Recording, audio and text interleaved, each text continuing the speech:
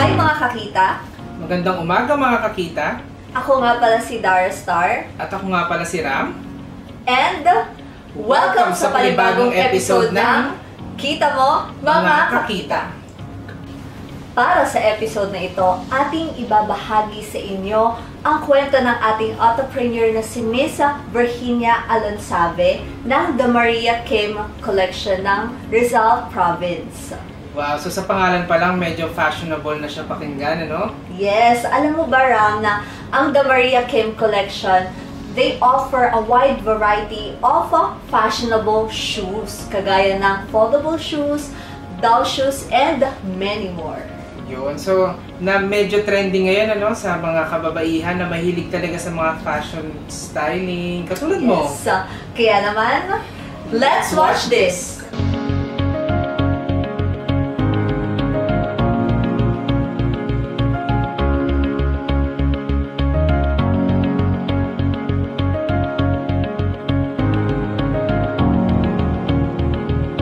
Ako po ay si Virginia Alonsabe, owner of the Maria Kim Shoes.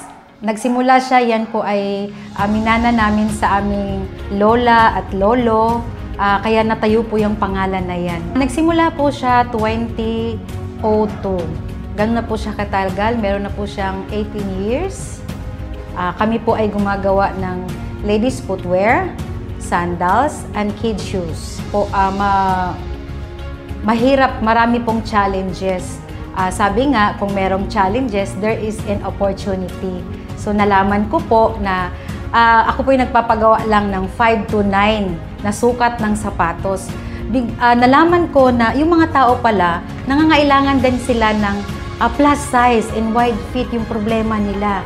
So, yun ang nakuha kong opportunity sa panahon ng pandemya. Kaya naka-move forward kami, nakahanap kami ng opportunity na pwede palang gawin ito kasi maraming taong nangangailangan yan. Alam mo, napakaganda, napakalaki ng tulong ng DTI sa amin. Sila po ay nagbibigay ng iba't ibang seminar. Katulad na lang ng, ako po ay graduate ng KMNA program. Then, natutunan ko po yung basic accounting, product development, inventory management. Nai-apply ko po yan sa amin. Maganda po ang naibigay sa amin, kaya saludo po ako sa DTI at napakasipag nila, wala silang sawang tumutulong sa amin. Pangalawa din po yung OTOP Rizal. Hindi ka lang nila tinutulungan, binibigyan ng kaalaman, bagkos tinutulungan kami kung paano namin ibenta yung aming product, maabot sa mga consumer. Kaya ang galing po nila, ini-invite nila kami kung saang trade fair, like national trade fair, local trade fair. Yun po yung naitulong nila sa amin. Kaya napakaganda po ng ginawa sa amin ng DTI Rizal. Nagiging maayos yung aming hanap buhay.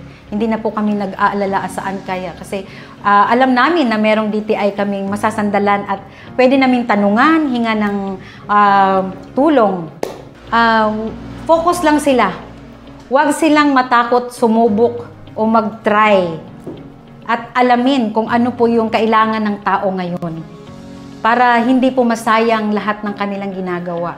Lagi lang pong importante manalangin tayo sa Diyos, lalo na sa panahon ngayon.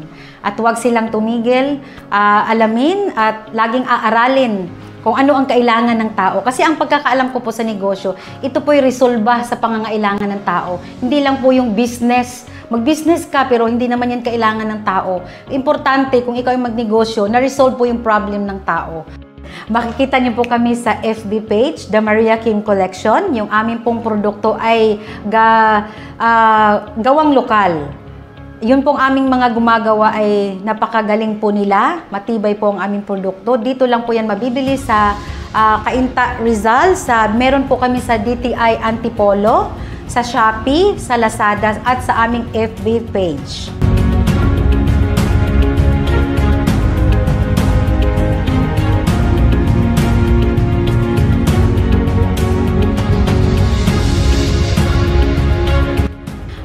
Una unang-una, magpapasalamat ako sa DTI. Sobra-sobra ang ibinigay niyo sa amin. Nagiging maayos yung aming hanap buhay.